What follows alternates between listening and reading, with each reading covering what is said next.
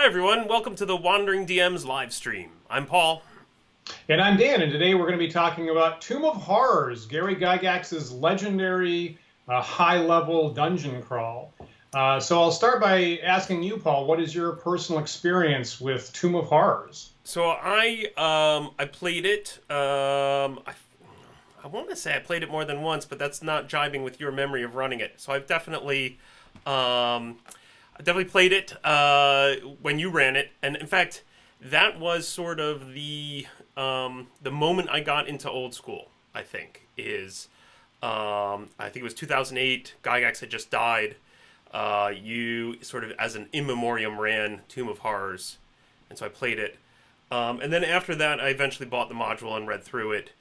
Um, and that's my experience. Never ran it. Yeah, and that is the only time that I've actually run it, as a matter of fact. So I've run it that one time for you and some close friends of ours on two separate sessions. And I constantly kind of have this itch. The way that I would run it today is very different. At that time, I was actually using third edition D&D, which kind of makes the whole process very complicated and slow. I really wish that I could run it with original D&D rules, with our OED house rules, and kind of see how that would run maybe more crisply or differently. And I haven't since that time. It's obviously this. We should mention this live cast is probably going to have quite a few spoilers in it. Yes, So yeah, if important someone to know. does want to play through Tomb of Horrors, you should probably visit one of our other fine videos on the Wandering DMs channel and maybe skip this one for the time being. And that is to say, it's actually a little bit hard to get players nowadays that have never seen the details of Tomb of Horrors, even though I would love, love, love to run it again. Definitely excellent point. I just want to underscore that we are going to spoil everything about this module, all the spoilers. So get ready. Um, Dan, my memory was that you ran it with first edition AD&D. Is that not true? I think that was the second session. So Okay. this was actually, I believe this was stretched over 2 years, actually. We did it, we started in '08, we got halfway through it, we came back in '09, and I think in '08 I was running it with third edition rules.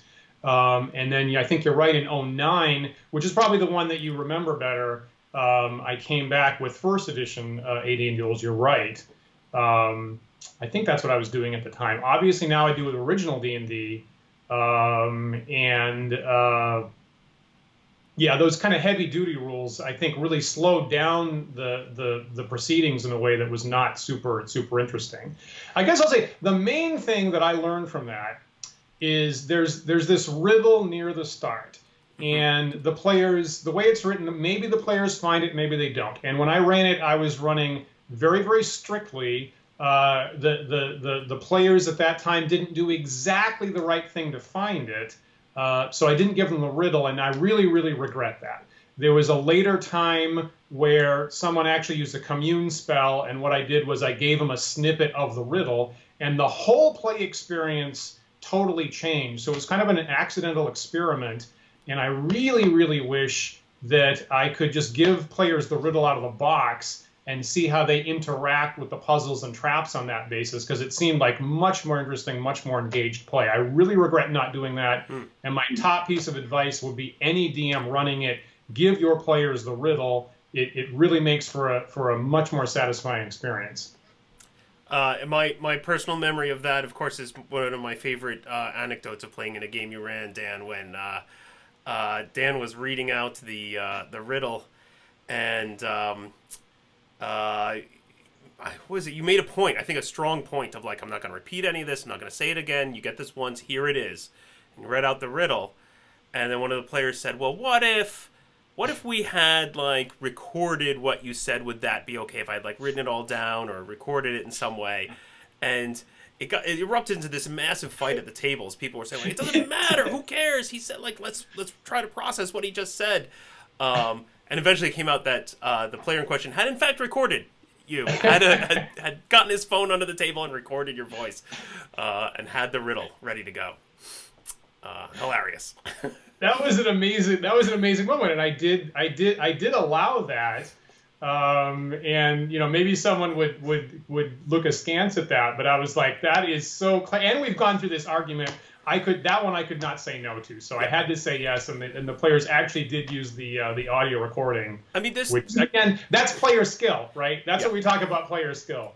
This brings up a really interesting point about Tomb of Horrors, which so I recently listened to the podcast Fear of a Black Dragon.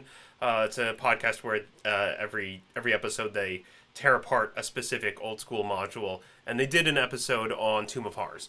And one of the things I think that they got really right, or they touched on, and I would have gone back and really underscored, is sort of what is the play style or the attitude or the setup to playing this game, right? I guess the question is sort of, how serious do you take this?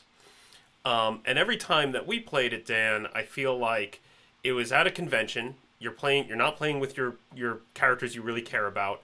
It was played late at night. And there was a certain kind of tongue-in-cheek humor to it. This sort of like, we know we're about to get in over our heads, and we know that this adventure has this reputation to just crush you, just utterly crush you, and we're in, right? Let's go. Yeah. Let's do this.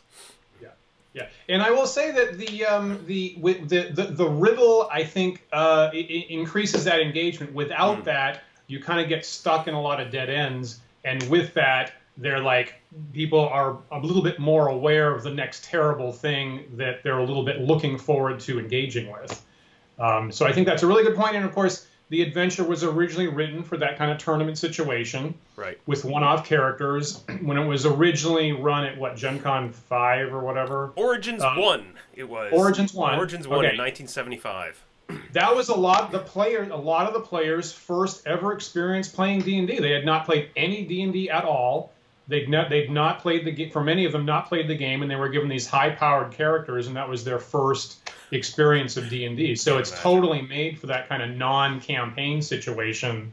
Like used to that. Another interesting anecdote I've heard about that particular convention, and one of the reasons I love reading old convention modules or reports of old convention module play is trying to evoke for me what was that mid-'70s, late '70s D&D tournament scene like, because I think it was kind of a unique beast that we haven't seen since.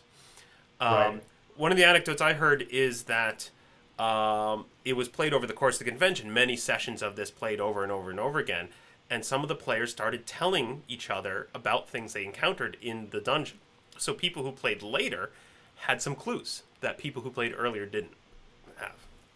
Do you think that possibly spawned later tournaments having the multi-round structure, like the A modules, with everybody in this time slot is playing the temple above ground, and everybody in the next time slot is playing the temple underground? Do you think that possibly spawned that? Probably. Yeah, I wouldn't be surprised.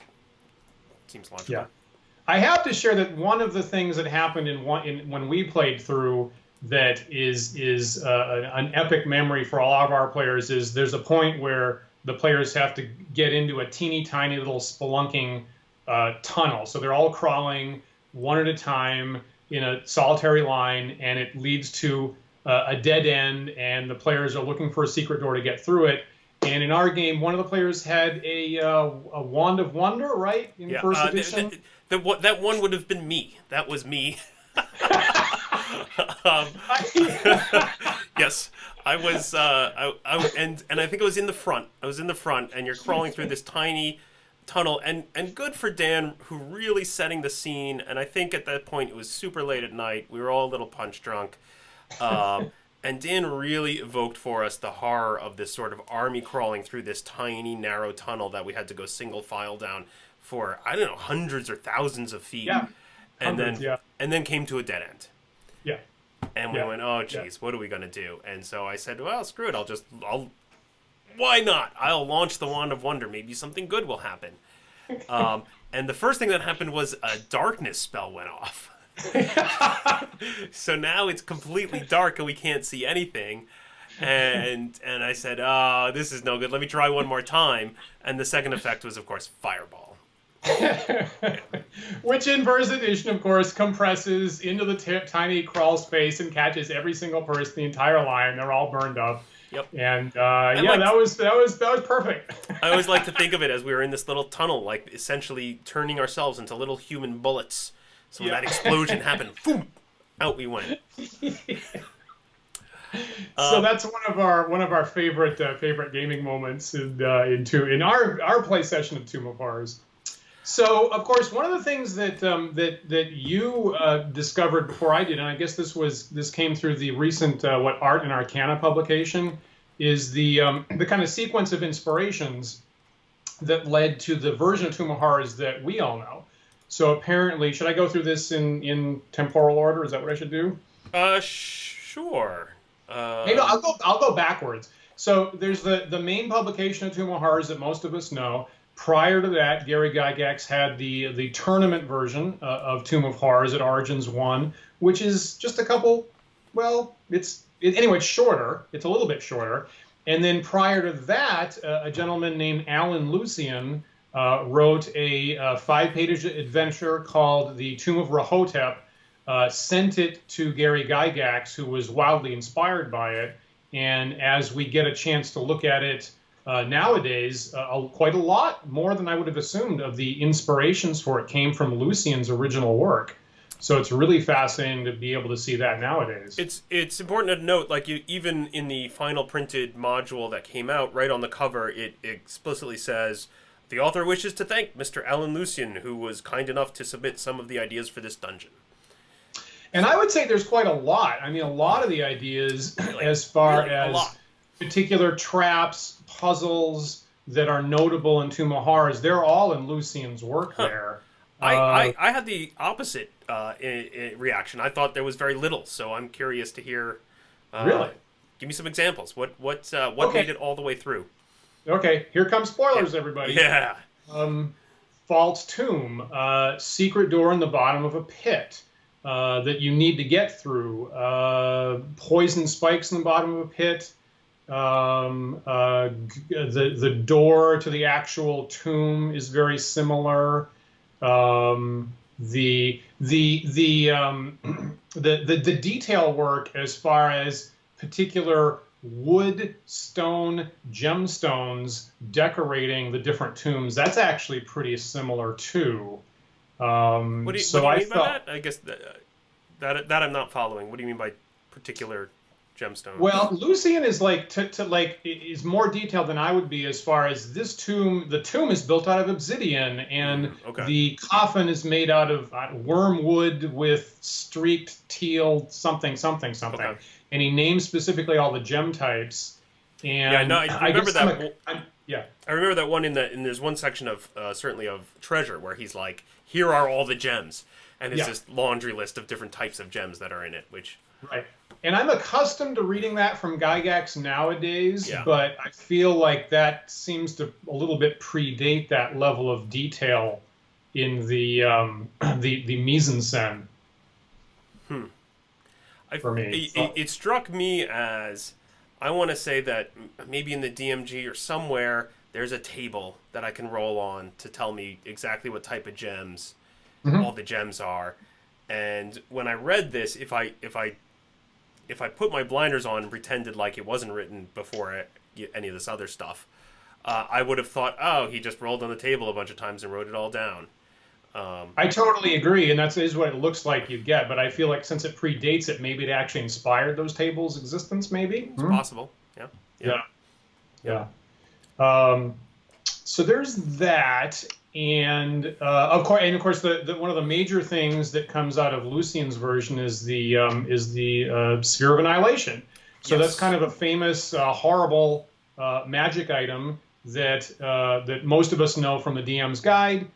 There is a sphere of annihilation in the published version of Tomb of Horrors. Lucien apparently is the one who actually invented that. It's used differently in his version of the adventure. And then that appears in the first supplement to original D&D Greyhawk, and he is thanked for that in the cover matter by Gygax when Greyhawk is published. Here's the interesting thing I find about the sphere of annihilation. If you look at the version that Lucien wrote, and you look at what's in the DMG, very similar, very, very similar, practically just copied over. And Greyhawk, yeah. Okay, great. I didn't look at the Greyhawk entry. But one of the interesting things about the Sphere of Annihilation is it has all these rules for control, right? And that's very evocative. When I read that, I always think of, oh, there's going to be some kind of scene where the party and an enemy are fighting over control and pushing it back and forth, and and it's this. I can imagine that scene happening. Now, I've never actually seen that scene happen in any game before. And the interesting thing about Tomb of Horrors, the way Gygax presents it, is he's trapified it, right? He sort of took that Sphere of Annihilation, shoved it in the wall. Haha, when the players stick their hand in here, off comes their hand or whatever. But that whole part of it's gone. And I thought, why? It wasn't until I saw Lucien's version of the Tomb of Rahotep that it finally made sense to me, because he doesn't have it there in the trap. He's got it at the end. And unlike Gygax's Tomb of Horrors, where the Lich is just a floating skull that does horrible, basically another trap, right? Not even a monster. That's the interesting thing I think about Gygax's Tomb of Horrors is there's almost no monsters. Maybe 0 monsters, maybe 1 monster you get to fight. I agree with 1, yeah. Yeah, and then everything else is a trap. Lucien's ends with, like, here is a big nasty Lich for you to fight. And guess what? He's got a Sphere of Annihilation. And so, I imagine if you ran Lucien's version, there's going to be a big fight scene at the end with this Lich, and you're going to be pushing back and exactly what I always imagined for that Sphere of Annihilation. You're going to be fighting for control and pushing it back and forth. I totally agree with that. It's a great discovery how Lucien used it. I guess we should also say hello to David Heron, who's currently watching the live cast at this point. Hi, David. Glad to have you. Notable moment for the Wandering DMs live stream. I think it's the first time we've actually had someone join us live. Welcome, David. Hopefully one of many. Yeah. So David, you win the medal for that first poster. And I think there's for me a lot of stuff in Advanced D&D that didn't really totally make sense until I saw the early Legacy and original D&D, and then I go, oh, I see how those rules work in that context. And I get the exact same thing for the Sphere of Annihilation, Lucien's adventure. Yeah, that's the climax. There's a halfway complicated mechanic. It makes for an interesting climactic scene and very memorable. And it does seem, in retrospect, a little bit questionable Gary taking that climactic element away. I agree that I really like how Lucien used that. It's interesting, right? Now Lucien's adventure, it's much shorter, right? It's 5 pages, as we mentioned, not a lot of rooms. It does have some very nasty traps. I wouldn't say that it is all traps all the time, like Tomb of Horrors, right? It's got some nasty ones for sure, but there's also some fights, and it feels a little more like just a difficult high-level adventure.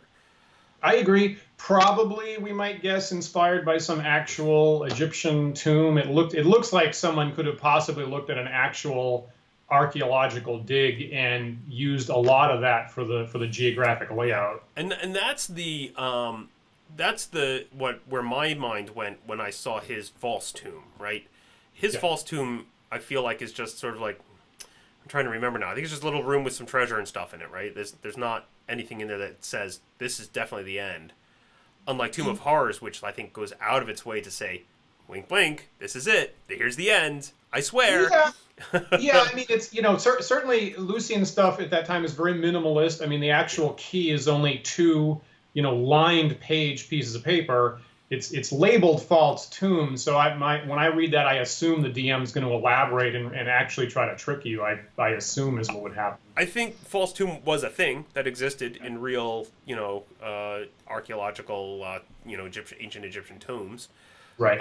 So that's when I saw it in his. I wasn't even thinking of the Tomb of Horrors one, to be honest. I wasn't like, it didn't strike me as like a very clever trick to screw with the players. Gotcha. It's certainly elaborated in the published version quite a bit.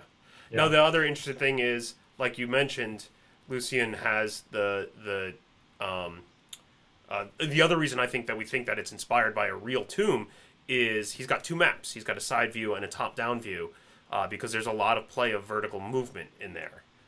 And we lose that in Tomb of Horrors. Which is true. You certainly don't get the side map. And when you blogged about this earlier, you commented on that. I think you had a commenter saying pointing out some other early examples, but I certainly agree it's not. I'm not used to seeing side views in most published D&D stuff at that time. Yeah, I think it's unusual. I think it's unfortunate that it's unusual because I think it's super clever. There was a great module, and I'm going to spoil another module for you guys. Sorry.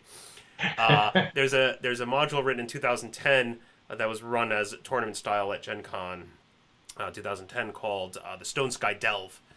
And the funny thing about that is the first half of it is your objective is to go explore these caves and map them out. And then they totally screw with you by having it be super three-dimensional. There's both a side view and a top-down GM map, and there's just tons of three-dimensional, vertical, horizontal, weird movement that's very much inspired by real spelunking, which means nigh impossible to map. Right. Some of the, I think, original players of Gygax will say that was kind of always the intent, to have halfway complicated maps that the players were specifically challenged at mapping. I think just the other day I was on a forum and Michael Mornard, who was one of Gygax's original players, I think one of the other people were saying in a complicated situation as the DM, in order to abbreviate things, you might take the player's map and draw out one of the more complicated locations. And Mr. Mornard's response to that was, no, never,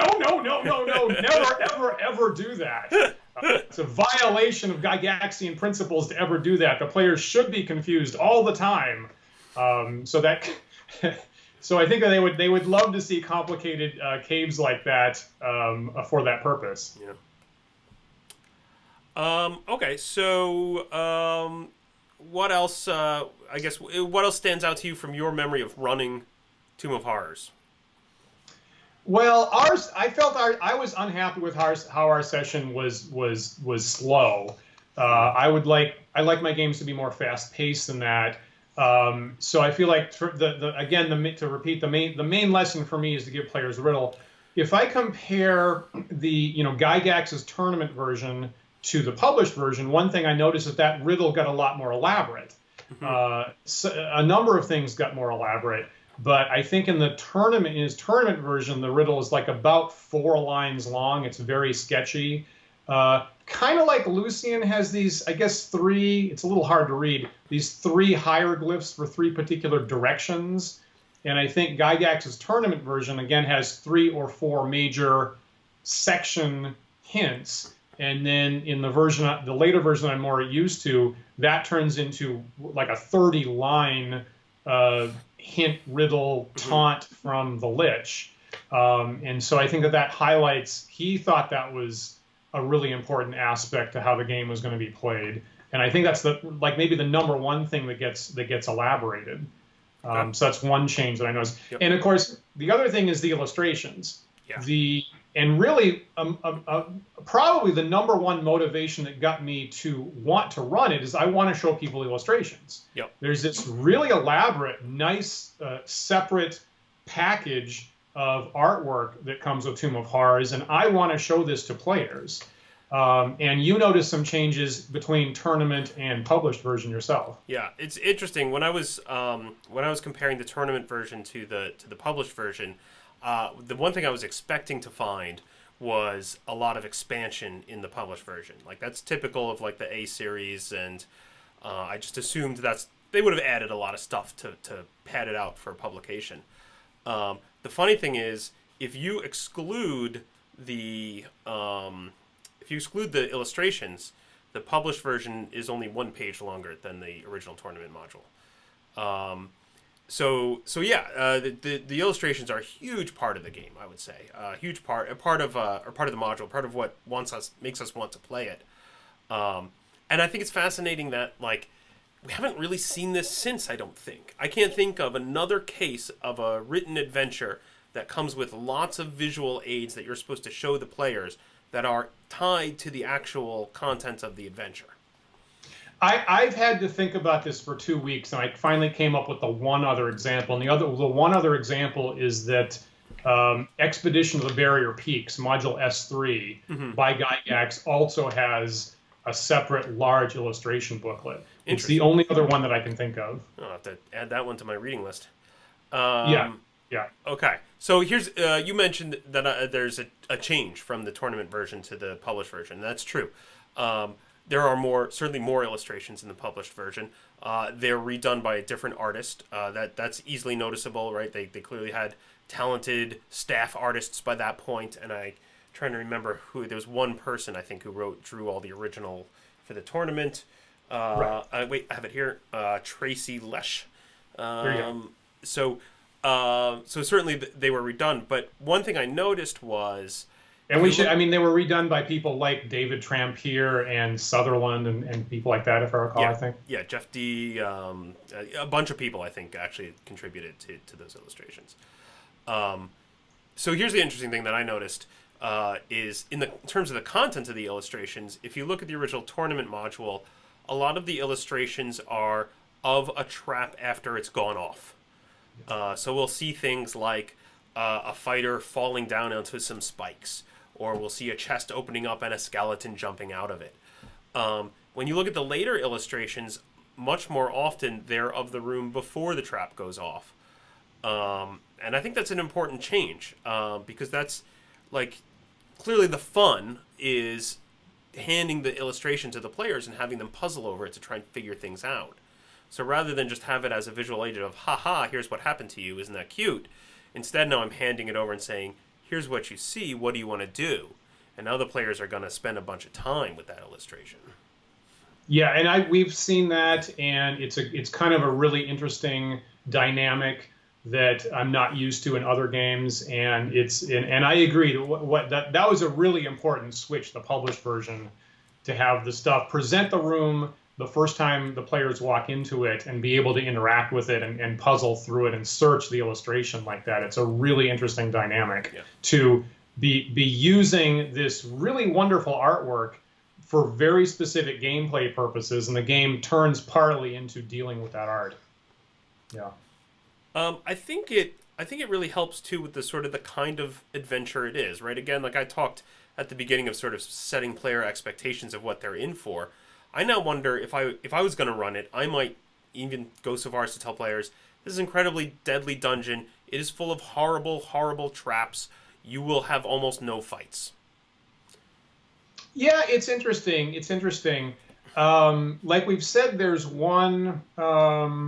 It's good to set expectations. I might not do that, but I'm not bothered by that. Yeah, I wasn't sure about that. Like, do you want to go so far as to tell them that it is? Because that's the fun that they're going to have, right? Is try to figure out the trick so that you can get on to the next trick, right? Yeah. And yeah. And I think players have to be into that. Otherwise, without that, it can be very frustrating. I totally agree. It can be improperly presented. It can be very frustrating. I think I've made that mistake myself. And certainly, if people come in and think Tumahars, it's terribly deadly, I'm going to be fighting mobs of hundreds of monsters, you should probably not have people be surprised by the fact that it's the opposite of that. It harkens a little bit back to one of Matt Finch's tenets about old school play, which is challenge the player, not their character. You mentioned that Tomb of Horrors was, for a lot of people, their first experience ever with D&D, which sounds crazy, but I'll point out the way the adventure is written, it is not going to be easier if you have a buffer, more magic itemed character, right? It's that almost doesn't matter, right? What you need is to be clever and to figure out the trick to how to move past the room into the next room. 100%, and I've heard some people claim that they were run through Tumahars as a player with first-level characters, claiming that they successfully made it, and it's within the realm of possibilities. So I think that underscores your point is 100% correct. You could almost give people characters of arbitrary levels, and it's the play would be pretty similar.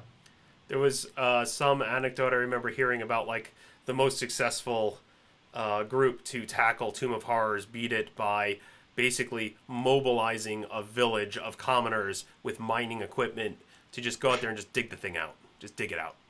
Like don't engage with the rooms. Just dig.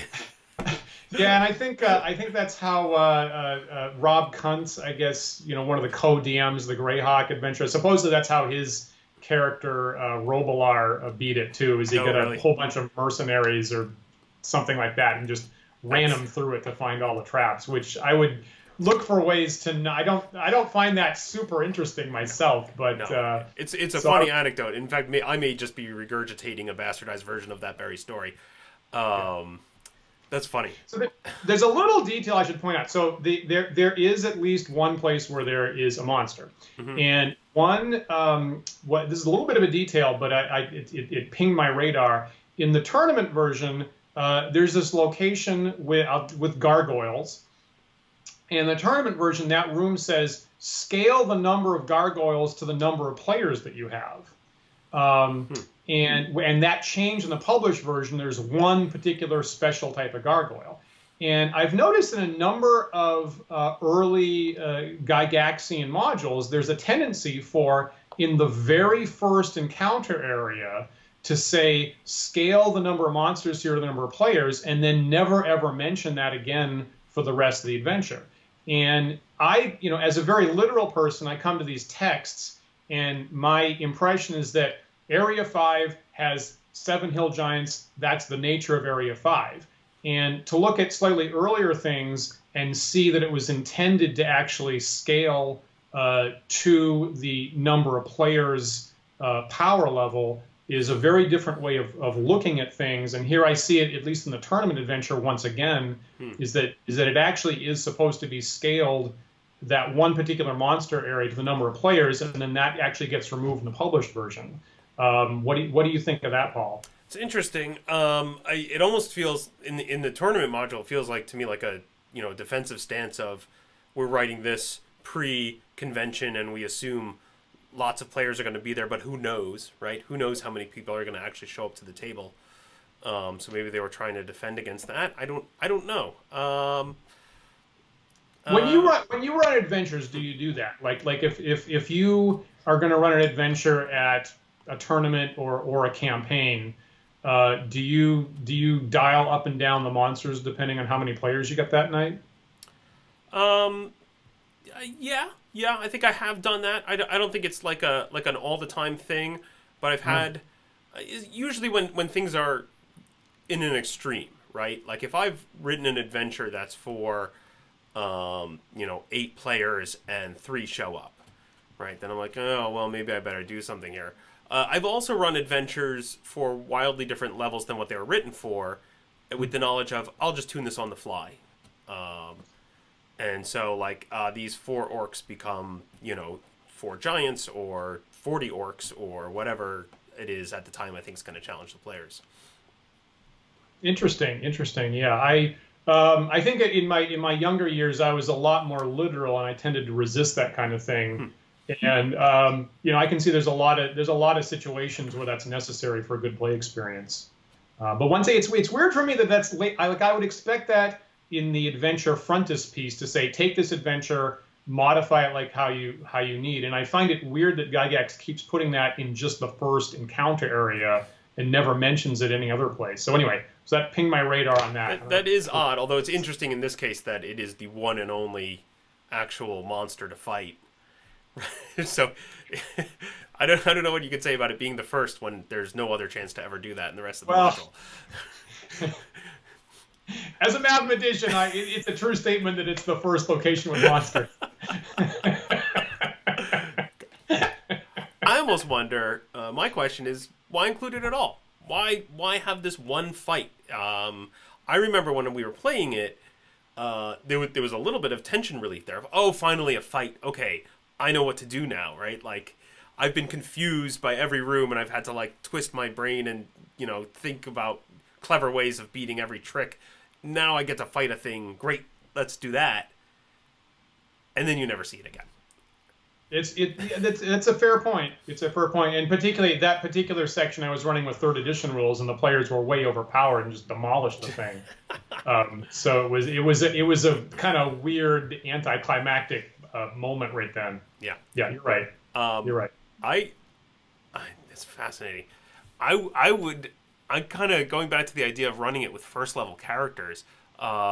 Reminds me a bit of when we played in Bill Webb's game, where we had like 20 first level characters in a dungeon that was known to just be full of stuff that was way too tough for us, which I thought was really clever because then you have 20 people in a room all trying to figure out how to outthink the adventure.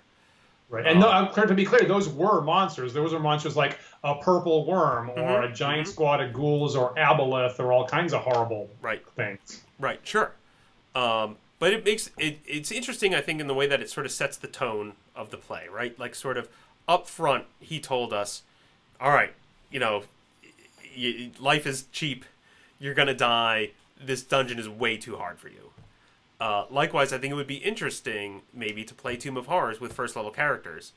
I would then even be tempted to remove that one fight. And just say, get out of here. First-level characters, because ultimately it doesn't really matter.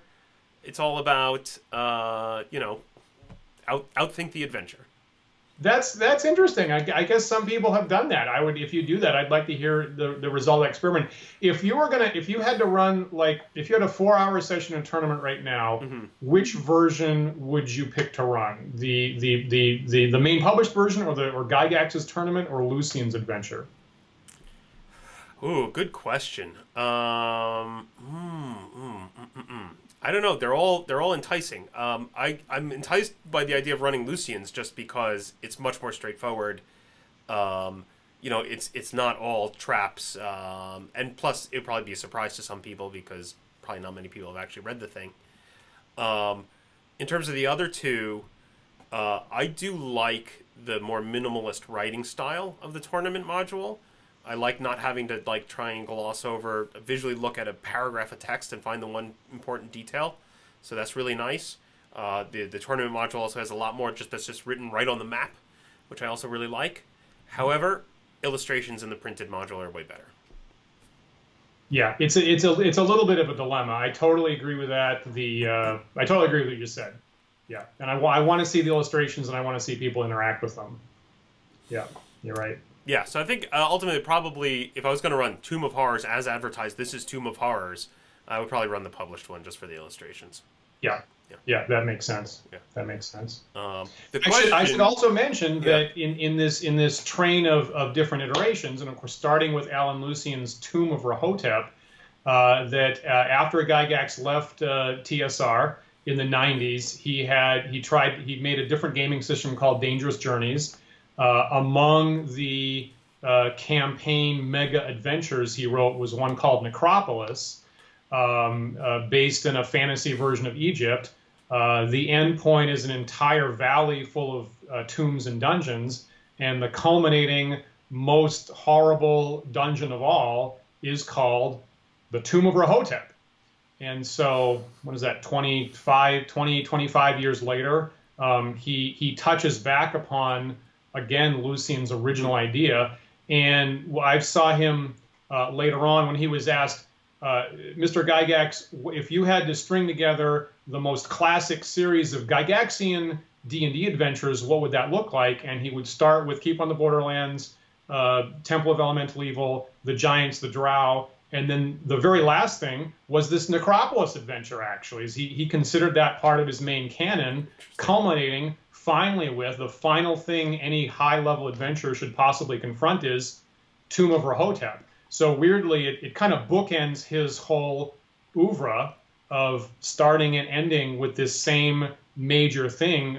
Was the main, apparently the main keystone that Gygax considered for his work. And now, have you read that one, Dan?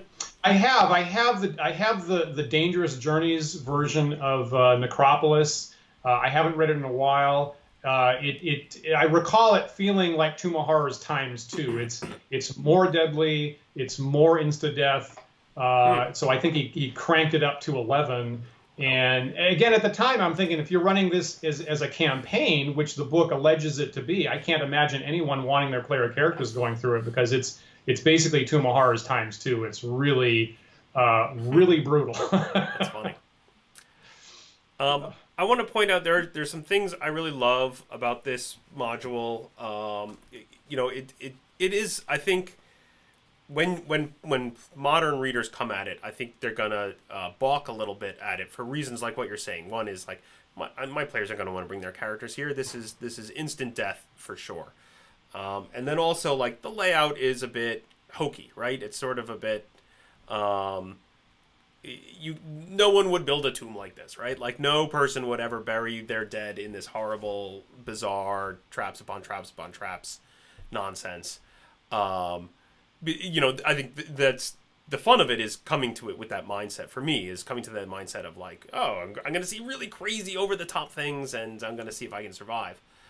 One of the things he does, though, that I love, and I think would translate well into any adventure, is, I love that there's this tone of, there's this horrible lich at the end, right? The whole point is go find this horrible, horrible lich that you have to, I guess, destroy. I guess that's your motivation.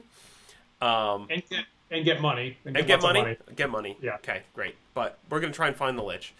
And the lich is kind of present repeatedly throughout the module. Without being physically present, he leaves messages, he taunts you, right? There's the fake version, there's the room where he talks to you, where he's got stuff written on the wall, there's the riddle, right, which is kind of him talking to you. It's signed by him, yeah. It's like the most foreshadowed villain, I think, of any D&D module. And I love it. I agree. And obviously that made a big impression. That actually is well done. The current D&D 5th edition offering, there's some kind of big book adventures they make now, with like it's like Wheel of Destruction or something like that. And okay, we'll look it up and put it in the comments. But anyway, it's that same lich, right? Yeah. So they brought him back as like a cosmic traveler trickster, and he's made another 10 times larger mega dungeon, and it's that same character taunting the players the same way. So obviously that made enough of an impression that there's been a long legacy and wanting to reuse exactly that undead taunting villain like that. It made a big impression. If I were to ding it then on one thing, I would say that his final appearance is, I think, kind of anticlimactic. And if I were like running Tomb of Horrors as the end cap to a campaign, or just I had players who were playing a campaign play rather than just a one-off tournament, this is sort of funny how we're going to watch our characters die.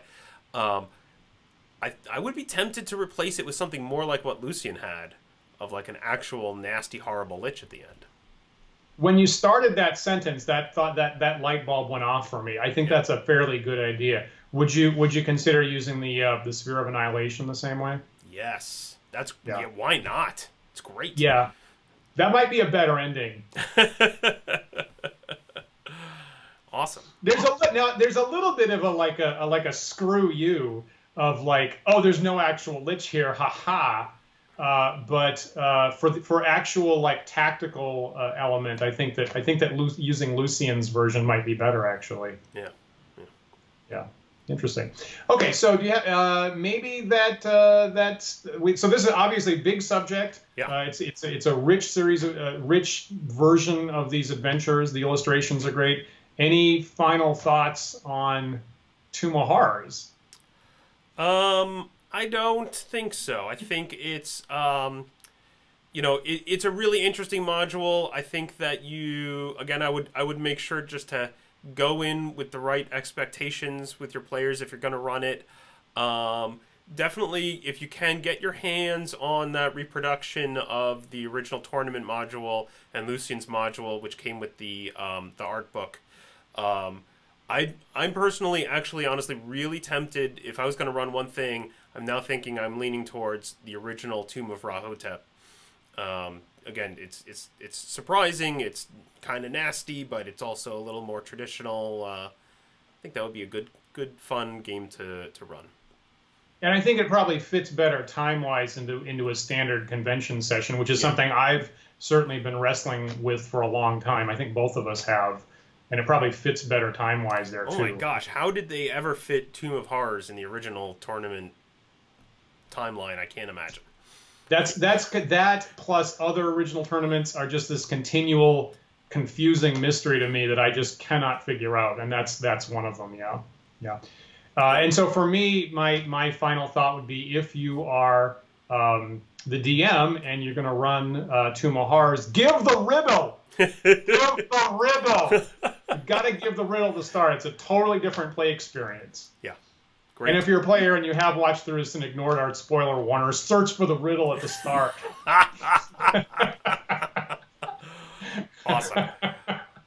Well, if anyone else has any thoughts on Tomb of Horrors, wants to leave some comments for us here in the video, that'd be great. We've got a lot to say about it.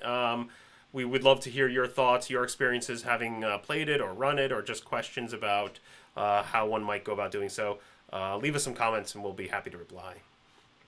And as always, please subscribe to our channel on YouTube, the Wandering DMs channel. That does help us out a lot. We are live every other Sunday at 1 p.m. So please come back in 2 weeks and join us for another thought-provoking discussion. We will talk to you next time. See you then.